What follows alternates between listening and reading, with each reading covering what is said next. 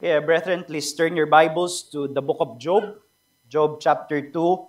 We will be reading verses 11 to 13. Yung nakaraan na mga pag-aaral natin, unang pag-aaral natin sa aklat na ito, nakita natin yung nangyari sa karakter na ito, na si Job, who was a godly man of God. Nevertheless, he was visited by extreme trials, by extreme suffering.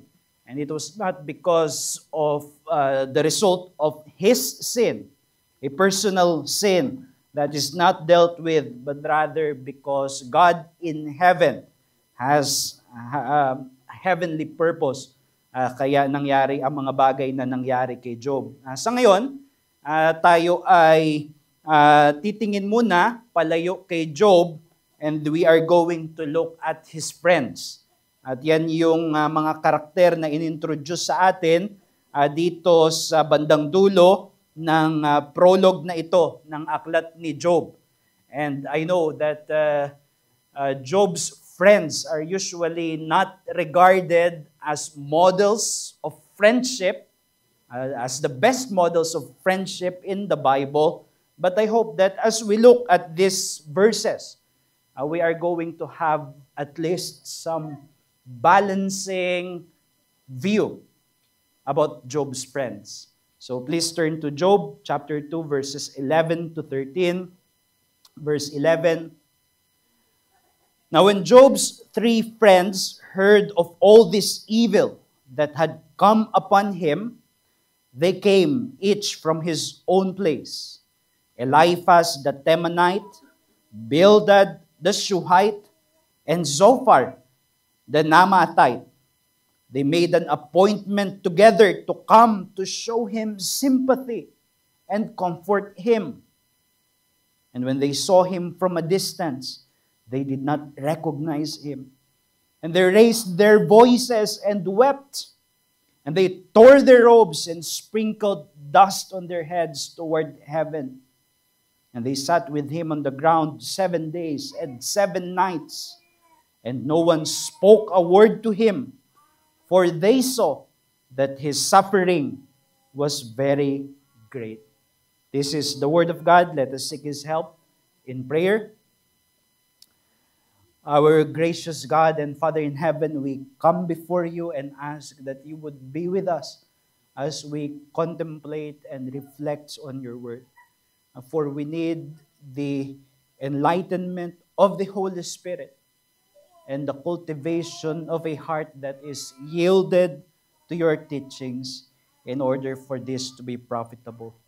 And therefore, we ask in your name, in the name of your Son, that you help us now for our benefit and for your glory. In Jesus' name, amen.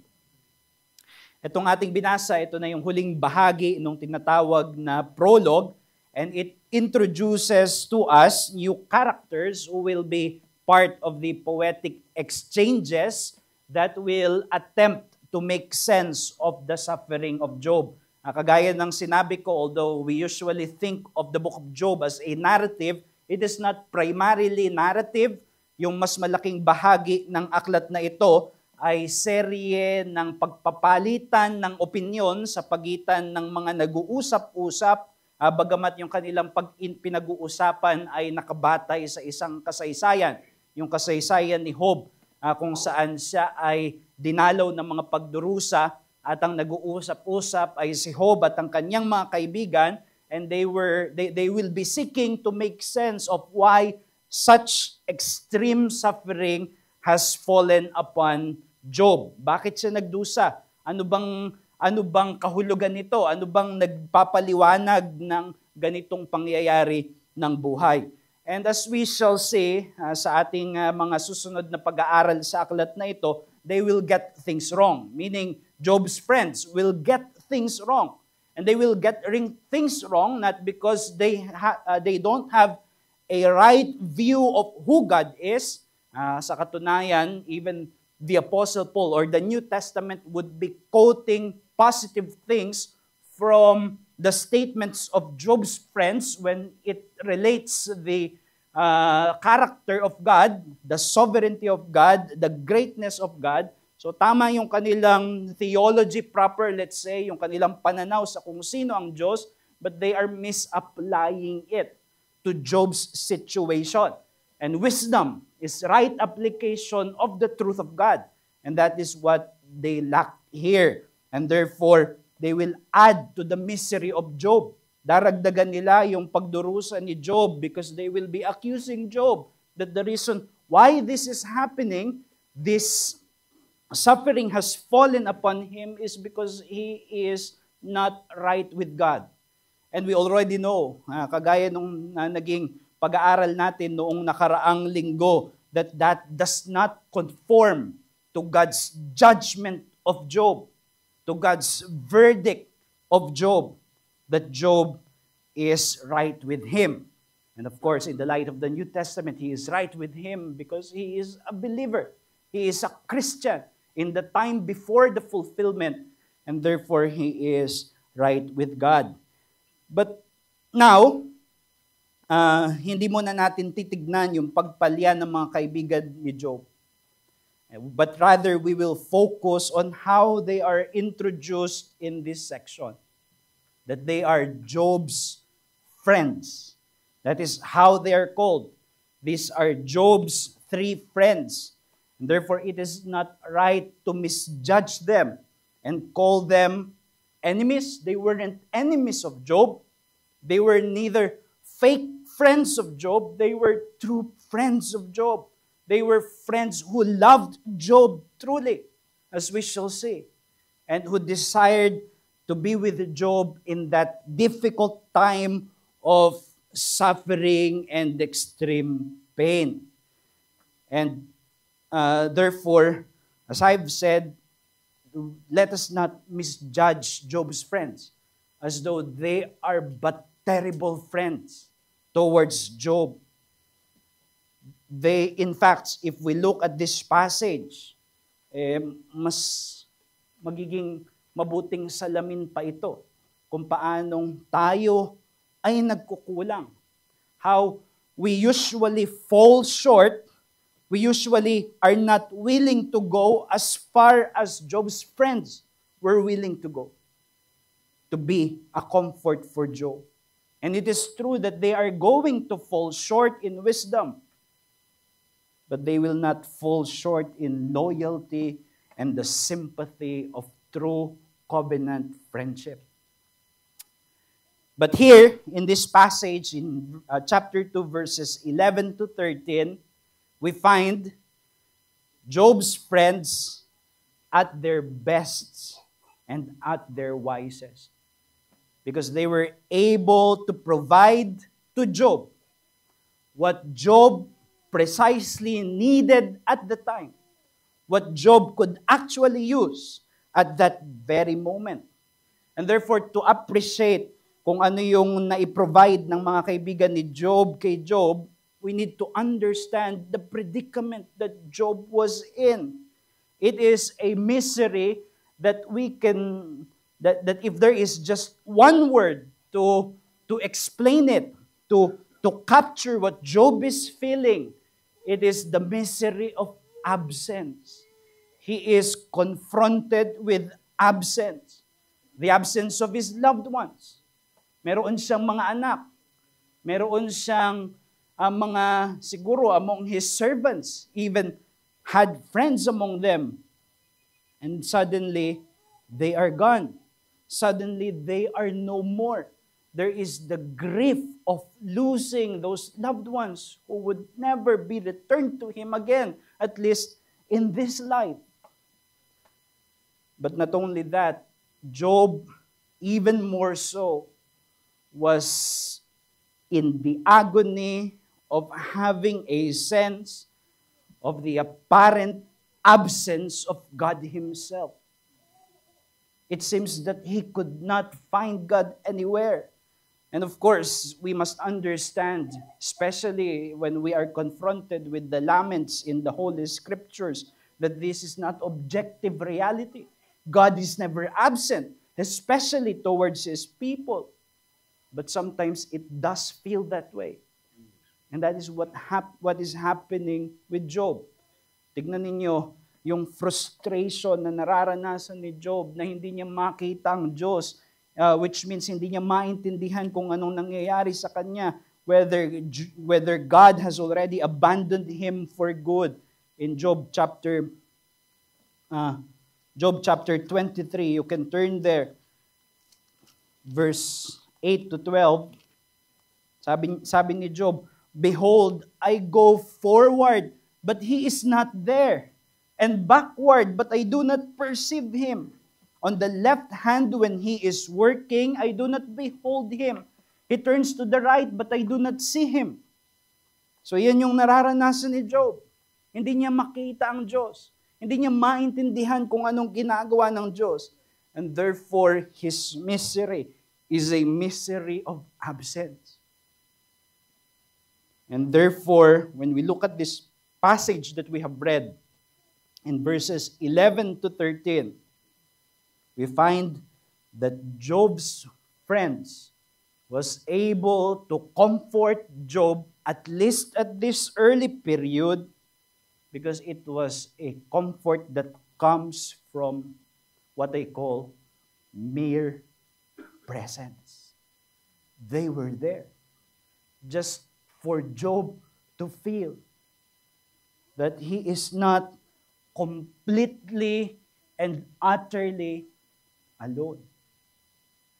Therefore, we can take from here the message that in the isolating seasons of deep suffering, a friendly presence offers quiet consolations and gentle remedies that could ease our pain. Sa panahon na yung mga pagdurusa ng buhay parang ina-isolate tayo, and we feel that the isolating influence of pain and loss and suffering, a friendly presence gives quiet consolations in order to lessen, to ease our pain. At mahalaga ito na maunawaan natin because this gives us insight as to how we can comfort our brethren, our loved ones, when they are suffering, when they are in pain. And we can take examples even from the friends of Job. And even more, it helps us to appreciate one of the most precious gifts of the gospel. And it is the abiding presence of our Savior in the bond of covenant friendship. And from that, let us consider these friends of Job. Ano bang uri ng presensya yung kanilang ibinigay upang damayan itong kanilang kaibigan na si Job? Una, makikita natin that it was a sacrificial presence.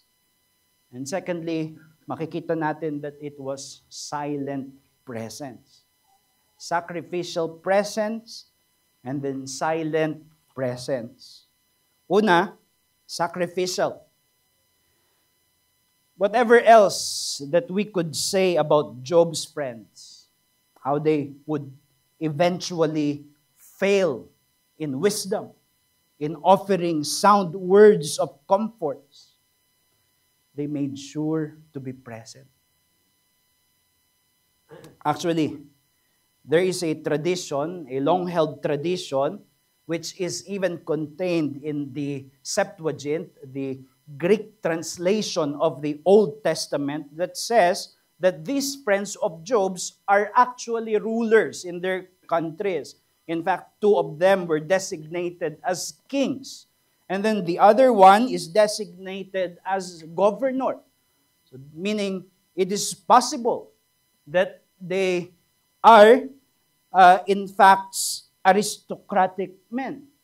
In fact, even rulers of their land. But even if that is not accurate, at least, we could say na itong mga kaibigan ni Job maybe on the same ranks of Job, di ba? In wealth and status, especially noting that they are coming from various countries, from various places, which means that these friends are probably gained by Job because of some foreign or international affairs and perhaps even by business trades. In other words, they could simply have sent messengers. Pwedeng magpadala na lang sila ng mensahero upang sila na yung pupunta kay Job na magdala ng mensahe na kami iyong mga kaibigan at nakikiramay kami sa iyo. But that is not what they did, di ba? Sa ating passage. What we find here in our passage is that they took the trouble of coordinating their busy schedule. If they were kings and rulers indeed, or at least wealthy businessmen, hindi ito nakahadlang para sila'y mag-usap-usap. Sabi doon sa ating passage, they made an appointment together. Ibig sabihin, inorganize nila yung kanilang schedule. And then they took leave of their ordinary affairs. Whatever was there, that is their regular business bilang mga either rulers or businessmen, and they endured a long trip.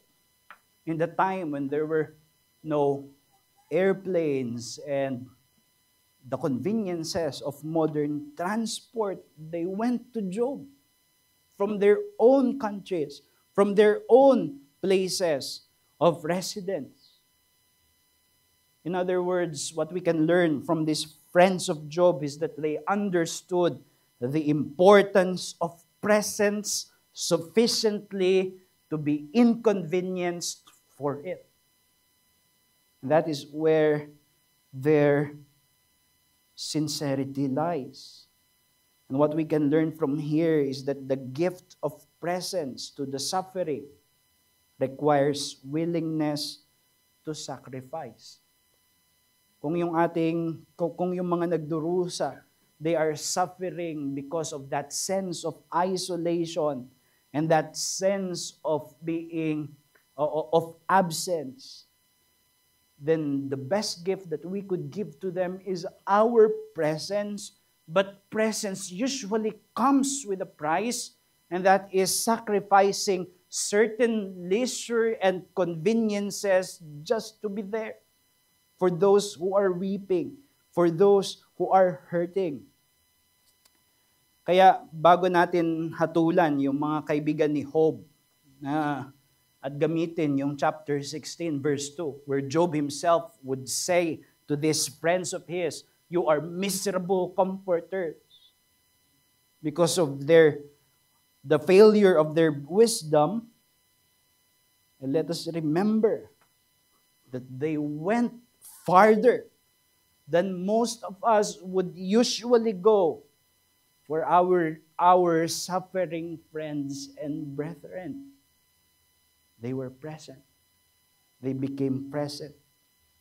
They failed in trying to comfort. Job in chapter 16 verse 2 would call them miserable comforters, but here in chapter 2 verse 11, it says that they made an appointment together to come to show him sympathy and comfort him. And there is no reason why we should doubt that this is sincere, that they really wanted to comfort Job. And it turned out that they were terrible at it. But they really intended to do it. They failed in trying to comfort when we usually fail in not even trying. Diba? Kaya napakahalaga nito that we understand that when one suffers, while another does not suffer. Halimbawa, may nakita tayo na kapatid na nasa pagdurusa dahil merong probidensya na dumalaw sa kanya na mabigat. at kasalukuyan na niya itong pinagdaranasan. And when that person is suffering, it introduces an alien air or atmosphere between him and those who are not presently suffering. Alam na nakikita niyo ba yon? Minsan, di ba, mayroong nagdurusa and then we are not. And then there's this uncomfortable air of alienation that is felt between them. That it seems that there is a deafening silence that needs to be broken. This awkward air that we need to address or otherwise just avoid. There is a sense of being isolated and estranged from each other's present experience. And it is for that reason na mas madali nating i-excuse na hindi maging present. Sasabihin natin, well, I've got something going on after all. Kaya hindi na lang ako muna mag-show up. Or just do the absolute minimum that we could do. Just send a message. Just send a text. But here we find Job's friends demonstrating the force of true covenant friendship. That they were willing to break through these barriers, this wall of ice, in order to be there in that uncomfortable situation. Just to gift this friend of theirs the gift of their presence, yung kanilang presensya. And that is the beauty and the wonder of true friendship. That is why, brethren, it is our Savior, our Lord Jesus Christ, who is the one in whom true friendship is found. Yung totoong pakikipagkaibigan ay matatagpuan kay Jesus. Because it is Him who crossed heaven and earth in order to take our misery in this place, take it upon Himself, and thus, by doing so, give us forever the gifts of His everlasting presence, so that He shall be with us, and that we shall be with Him. That is why the Lord Himself has said to His disciples in that upper room, greater love is no one than this. And what was His description? What was the analogy that He drew from? He drew from friendship. A friend laying down his life for his friend. A friend sacrificing in order to take the miseries of his friends. And Jesus has done that for us. He is our friend. And therefore, it is not trivializing to sing that hymn, what a friend we have in Jesus. I've got a friend. I've found a friend in Jesus. Mga kapatid, mga kaibigan na wala pa sa Panginoong Jesus, nakilala mo na ba si Hesus Kristo bilang isang kaibigan? Siguro naririnig mo siya na Panginoon, naririnig mo siya na Diyos, pero bilang isang totoong kaibigan, sa pinakamalalim na kapamaraanan, bilang Diyos na anak na bumaba dito sa lupa upang kuhain ang pinakamalalim na pagdurusa natin bilang nasa ilalim ng hatol ng Diyos at iligtas sa mga makasalanan. Well, you can know Jesus as a friend this morning. Kung lalapit ka sa Kanya nang may pagsampalataya, nang may pagsisisi, at may pagtitiwala na walang ibang paraan upang anihin ang pabor ng Diyos, but by taking Jesus' offer of friendship sa kanyang tipan ng biyaya. At sana, ikaw ay dumapit kay Jesus, sumampalataya sa Panginoong Jesus, at kilalanin mo siya bilang Panginoon at tagapagligtas na iyong kaibigan. But it shows us that as a call for us also, believers, when Jesus said to his disciples that greater love is no one than this, than a man giving his life, laying his life down for his friends, he commanded to his disciples that new commandment, that as I have loved you, so shall you love one another. And therefore, it is our gospel duty, dear brethren, to learn that love which knows how to sacrifice in order to be present. Yung pag-ibig para sa kaibigan na kayang magsakripisyo upang maibigay natin ang ating sarili, ang ating presensya. And brethren, in case that you do not know, and I'm speaking right now to the members of Emmaus, we are in covenant friendship. That is our relationship. Because Christ took us in covenant friendship with Him, in the covenant of grace, by laying down His life for us so that He may call us friends. And also under that same covenant, we are bonded in that covenant friendship.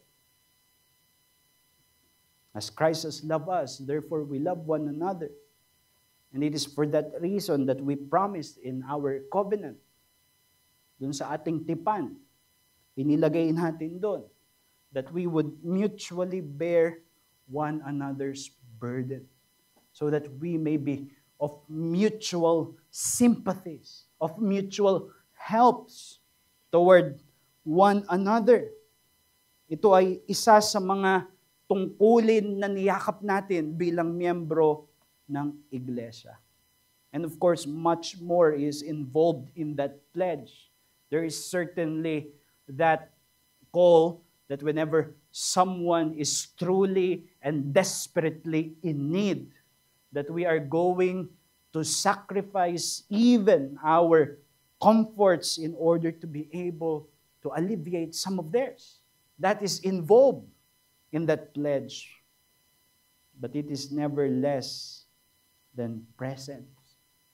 Yung pagkakaloob natin ng ating sarili, ng ating presensya sa mga nabibigatan, sa mga sinusubok ng probidensya sa buhay. And therefore, we can take it as a commitment, bilang commitment natin, that when one suffers among us, that when one is visited by dark providences of life, we would take the needed sacrifices in order to assure him, to assure her that he is not alone in bearing this situation. And that entails even some minor sacrifices, such as overcoming that dread of approaching. When we know that there is a brother or sister who is suffering, and on that Sunday we are going to meet them, and we dread approaching them, but we break through barriers in order just to show that we are there, that we are present, that we truly sympathize. We could free up our schedule. Perhaps forgo some planned time for leisure and travel the distance, just as Job's friends did. Travel the distance, take the expense, and even more. That is the call for us. Having been gifted the greatest gift of the gospel, the presence of our Lord, we therefore give our presence to those who are in misery. And it requires sacrifices. Kagaya ng nalaman ni John Newton. He cultivated a deep friendship with this man by the name of William Cowper. Naging magkaibigan sila. At 6 na taon silang magkaibigan. It was all doing well until after those 6 years, William Cowper was visited by some dark depression on the soul that he would never shake off until the day of his death. And in that moment, John Newton could have given up his friendship because that friendship meant that he would need to be present at those darkest moments to offer consolation in order to almost just steal this man away at the very edge of death.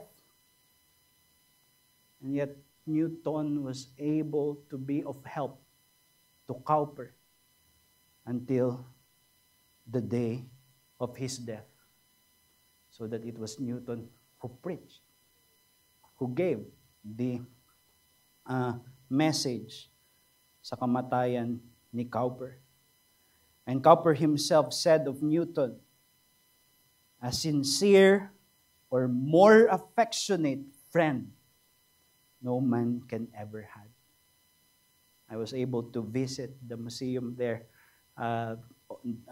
It is a shared museum of Newton and Cowper. And that is a testimony of their lasting friendship. And it was because of sacrificial presence. So that is the first thing. Sacrificial presence. But here, at least at this moment, we also find the wisdom of Job's friends at their finest. And they were not speaking. And they were silent. Dito, nakita natin, sabi sa passage na nagtipon-tipon sila, nag-organize sila bilang magkakaibigan na pumunta kay Job. Iniwan nila yung mga ordinary affairs nila just to be with Job in order to offer to him sympathy and comfort him. And of course, that comfort necessarily meant that they are going to offer words of consolation. And that is what they intended to do. Pero pagdating sa verse 12, nung malapit na sila, hindi pa sila siguro nakikita ni Job, but they were already up there from a distance. Sabi doon, they saw him from a distance, they did not recognize him. Alam nila na si Job yon. It doesn't mean that they did not recognize him because akala nila ibang tao. But this was not the Job that they knew. And perhaps whatever news has come upon them, yung kanilang ini-imagine na sitwasyong kukumprontahin nila, it was, even that could not be an exaggeration of what is now laying bare before their sights. This Job, this man is now irrecognizable. Therefore, their response could only be that of raising their voices and weeping, not uttering words of consolation. Nauna pa sila to weep. They tore their robes and sprinkled dust on their heads toward heaven. And then verse 13 says, and they sat with him on the ground 7 days and 7 nights, and no one spoke a word to him. 7 days and 7 nights. No one spoke a word to him, for they saw that his suffering was very great. Nung nakita na nila, when they finally caught a brutal sight of Job's suffering, Job's friends understood right then at that moment that they carry no words in order to bring him to any comfort. Siguro, habang naglalakbay sila, kung nakasakay man sila sa kamelyo, kung ano man, o naglalakad, nire-rehearse nila kung anong sasabihin nila kay Job. Di ba minsan ganun tayo, may bibisitahin tayo na namatayan o nasa pagdurusa. And before we go there, at that scene, nire-rehearse natin. Anong sasabihin natin that could give comfort to this person? And that probably was what the friends of Job were doing as they were traveling, as they were journeying towards him. But now, seeing Job, they suddenly realized that they lacked wisdom to understand this. This is beyond what they were imagining. That is why, as one commentator has said, they are most eloquent here in silence than in their speeches, because then nothing is to be said. And they understood that nothing has to be said, because it is wisdom, dear brethren, to know when we have no wise comfort to give, yet we can still give our present. Hindi sila umalis. Wala kaming masasabi dito. Hindi kailangan pag-isipan pa ito. We could not interpret this. We could not give meaning to this. Look at the man. He is disfigured. He hardly has any semblance with the previous Job that we knew.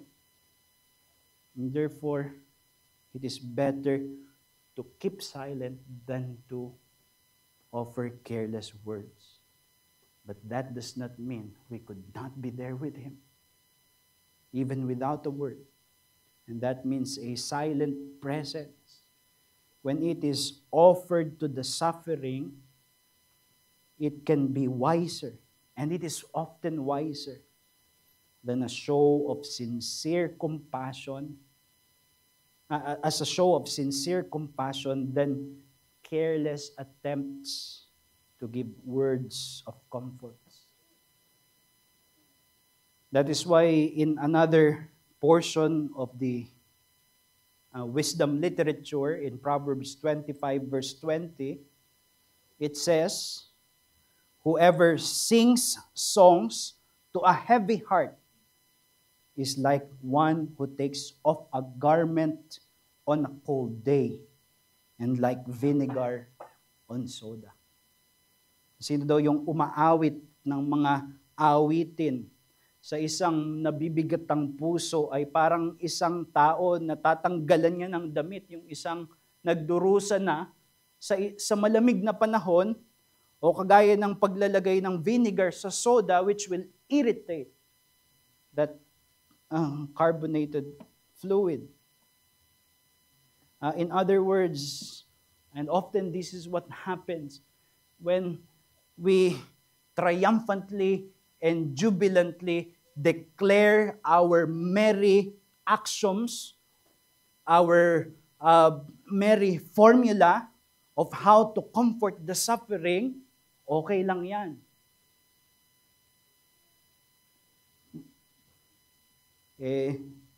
Lalo itong nagdudulot ng kalungkutan sa puso na nabibigatan na.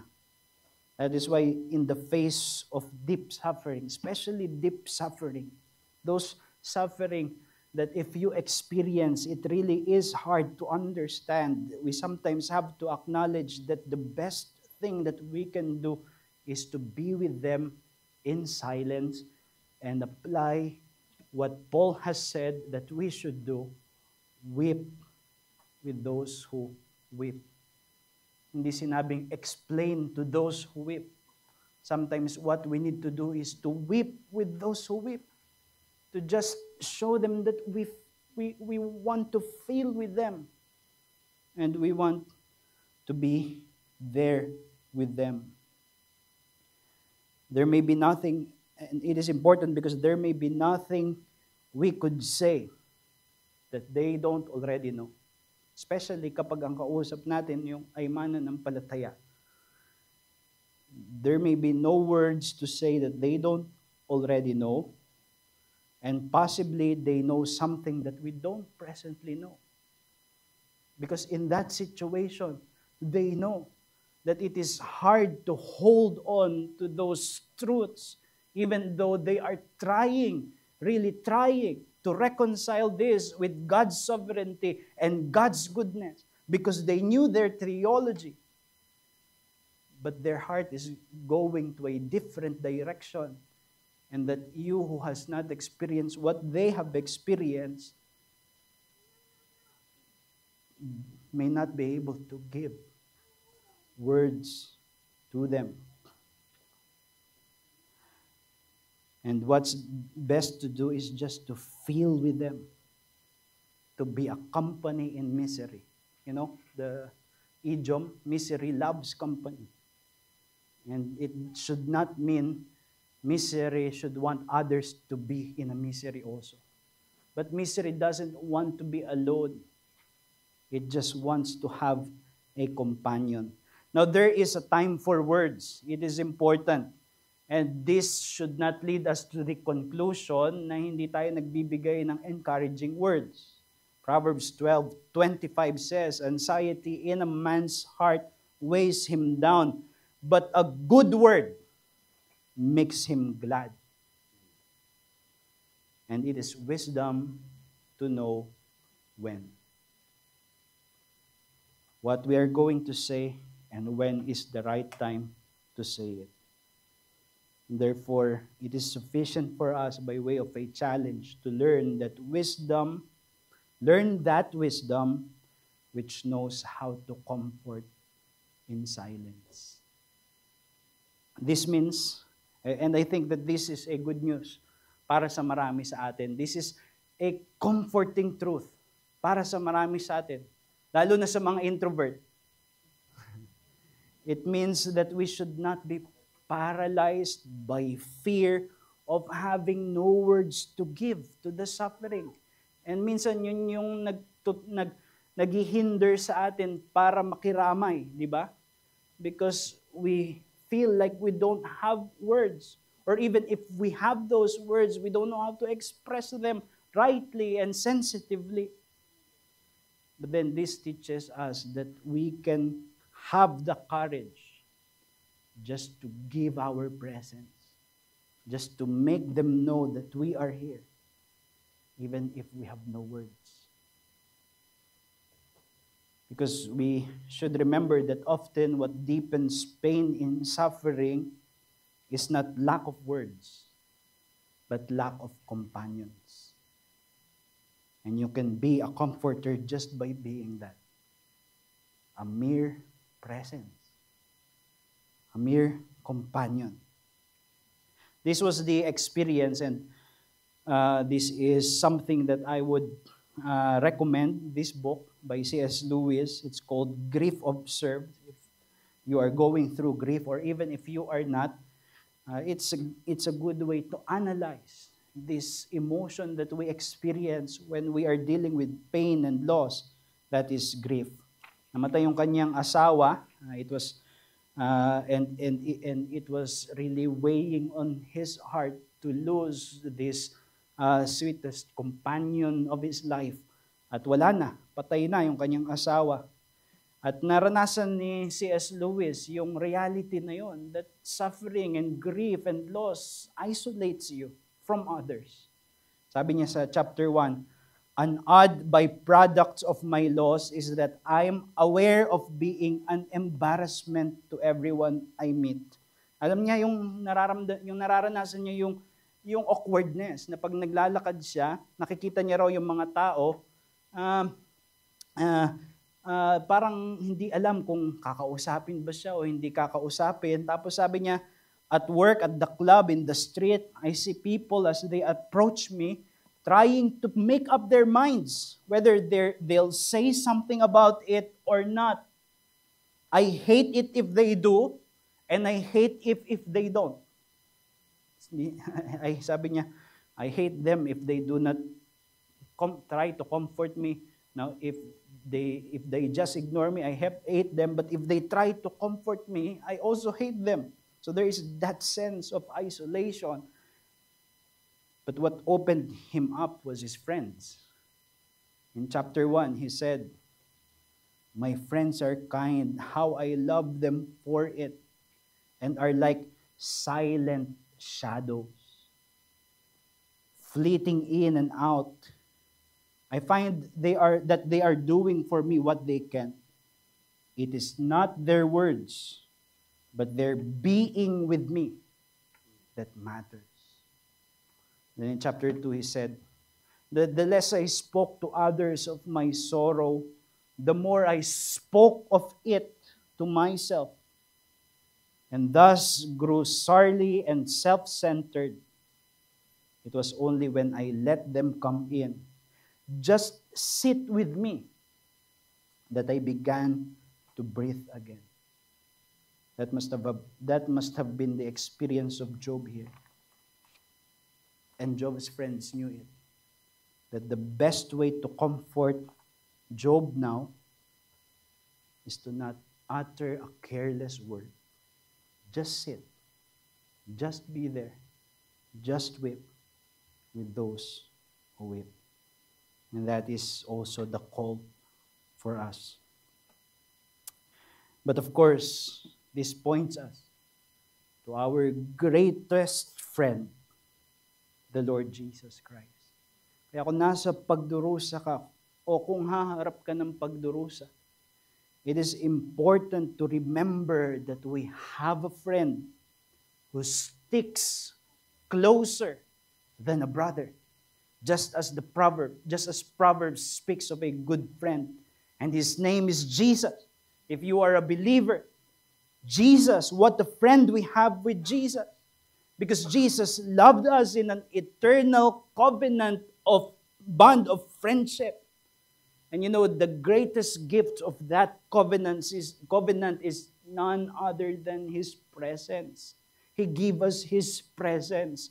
And it is His presence that we can hold on to the rest of our life.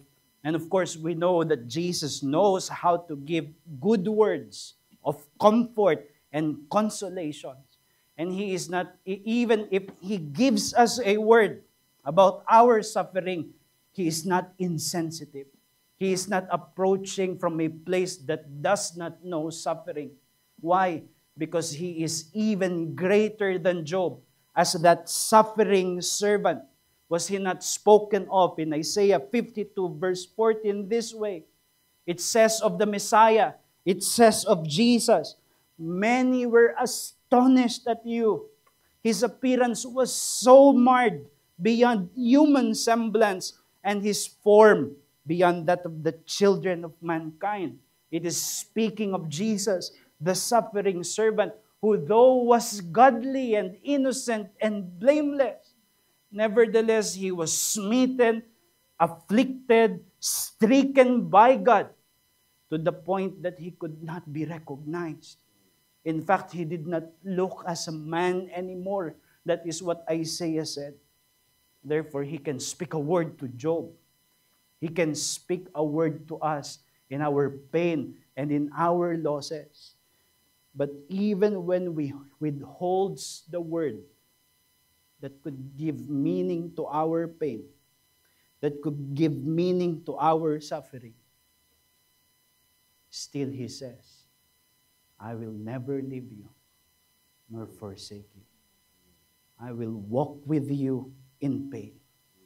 I will walk with you in those dark valleys of life until safe at last you will be with me in paradise. Let us close in prayer.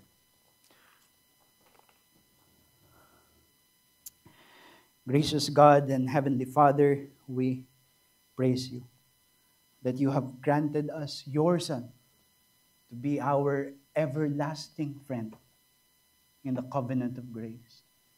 And therefore, we come and ask that you would strengthen our faith, in order to understand what it means, and that we may be able to find comfort in the time of our need from the reality that we've got a friend in Jesus.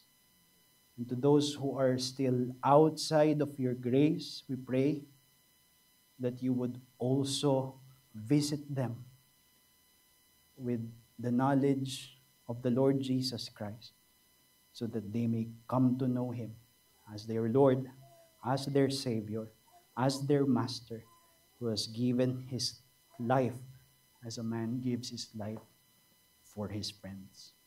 We commit this to you, and we pray this in Jesus' name. Amen.